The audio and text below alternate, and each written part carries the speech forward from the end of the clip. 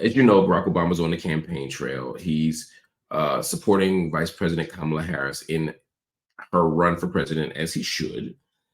That's his job. He's the head of the Democratic Party. And even though he didn't want Kamala Harris to be the choice, from what I have been told by many sources behind the scenes, many high-ranking Democrats have told me this, that he wanted Biden to step down, but then he wanted a convention fight. He didn't want her not to be the choice, but he didn't want her to be the choice. He wanted there to be a convention struggle, and the best person wins, presumably. And I guess he didn't think she was the best person, because if he did, he probably would have just chosen her.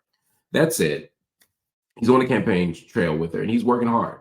And he is somebody who does really well on the campaign trail. He's charming, he's funny, he's smart, he's good off the cuff. Great guy to watch as a performer, as a political speaker. I'm not talking about policy right now, but anyway, Obama is getting a lot of backlash after comments he made while on the campaign trail in Pennsylvania. He made a stop at her campaign office in Pittsburgh, and when he was in Pittsburgh, Barack Obama made a decision that he was going to send a message to Black men. And you know, Barack Obama stay with a message for Black men. He stay with Black men in his mouth. I'm sure some of you kids out there will say pause because you're homophobic. All right. Obama said that,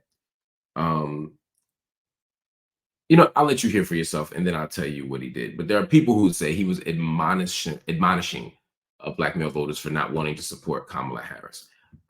Let's hear what he said, and let's see how you deal with it. Listen to this. We have not yet seen the same kinds of energy and turnout in all quarters of our neighborhoods and communities as we saw when I was running. Now,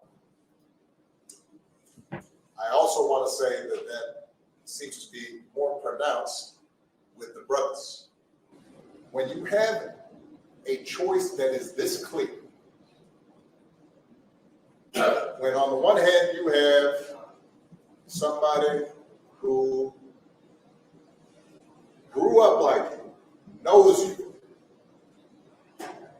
went to college with you, understands the struggles and pain and joy that comes from those experiences, who's had to work harder and do more and overcome. And you're coming up with all kinds of reasons and excuses. Part of it makes me think that, well, you just aren't feeling the idea of having a woman as president.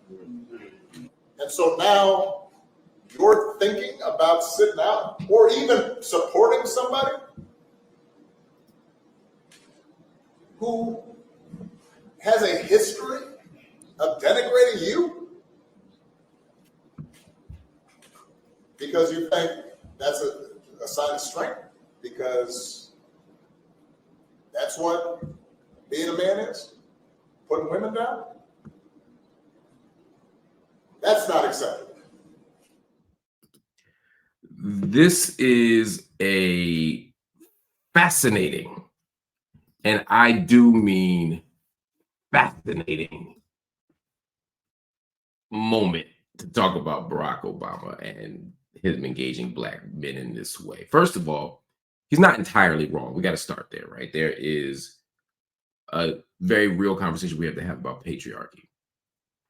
There are people who don't want Kamala Harris because she's a woman. There are people who didn't want Hillary Clinton because she's a woman. There are people who will never vote for women because they're women. In fact, some women won't vote for women because they're women, right? There is a way that patriarchy takes shape and form in lots of people, lots of bodies. And so I think you got to be honest about that. And I think we need to talk to people and say, hey, don't vote against your interests because you don't like women or because you hate women. I agree with all of that. Here's the two issues.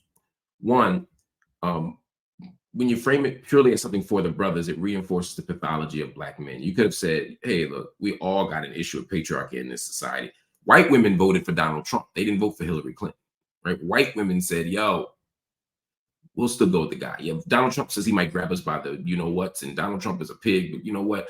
I'm going to do this I'm going to ride this white woman thing out. I'm not going to vote my interests, even if I end up losing the right to abortion, even if I end up not getting more money on my job, whatever. I'm going to vote my gender and my race, not my interest. This is not a black male thing, but when you frame it this way, as all the debates, all the conversations continue to do, you frame black men as pathological beings who don't know how to move in their own best interest. You see this all the time, even when you say black men are voting for Trump at a higher rate than ever. It's like, yeah, there are black men who identify with Trump, and they identify with Trump's patriarchal sensibilities, and they aspire to white supremacist ideals. I agree, and I have a critique about my brothers who do that. But I don't want to just pathologize black men like they're crazy, or make it seem like black men owe Democrats their vote, especially when we ignore the fact that black men are the second most loyal population to the Democrats after black women. So there's always a way that we tend to make black men look a certain kind of way. And this for Barack Obama isn't new. Barack Obama went to Morehouse College and gave a speech, or Spelman College and gave a speech. He was in the AUC talking about black men, talking about black men and fatherhood and parenting. He's always giving us a speech on how to be responsible and how to be better. And look, I appreciate some get right.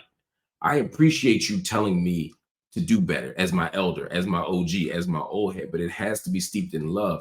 If you don't acknowledge the fact that black men are being pathologized, if you don't acknowledge the fact that black men are under assault, if you don't acknowledge the fact that black men are wrestling with these issues, and you only show up to beat us over the head with the cudgel of responsibility and the cudgel of pathology, then it seems like you don't love us. Now, I'm not saying Barack Obama don't love black men. I think he does, but his message doesn't communicate that. Every time it seems like he's speaking out to the brothers, it seems like he's picking on us. And that's not helpful, and that's not healthy. Although I do agree with the fundamental premise that a whole lot of brothers aren't voting for Kamala because of patriarchy. But it ain't the only reason. There are legitimate reasons why, as a black man, you might, or a black woman, or white man, or white woman, you might not want to vote for Kamala Harris. There are principled reasons. Some black men care about what's going on in Gaza. Some black men care about reparations. Some black men care about fracking. Some black men care about, we can name a list of things that might make them say, hey, Kamala Harris ain't for me. Now, I agree, Trump damn sure ain't for you. I'm not saying these black men should vote for Trump. I'm just saying, let's address them at the policy level. Let's address them at the human level, and not presume that all they got is excuses and pathology.